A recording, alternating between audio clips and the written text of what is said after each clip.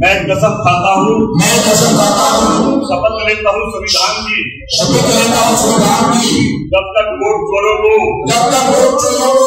जब भी नहीं छुपा देंगे हम आराम से नहीं बैठेंगे। पूरे भारत में हर घर जाएंगे, लोगों को बताएंगे आपकी वोट चोरी हो रही है। हमारे नेता राहुल गांधी जी ने बता दिया है, आपको के साथ बता दिया है कि लोकतंत्र और संविधान की हत्या हो रही है वोट चोरी करके। अब पूरा भारत जा गया है, वही नारा याद आ रहा है। पहले लड़े थे चोरों से,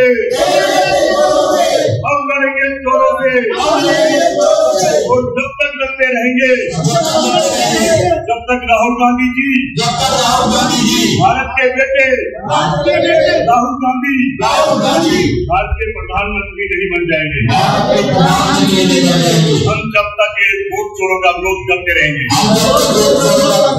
राहुल प्रियंका गांधी सेना जिंदाबाद जिंदाबाद जिंदाबाद कांग्रेस पार्टी सभी नेता जय हिंद जय भारत।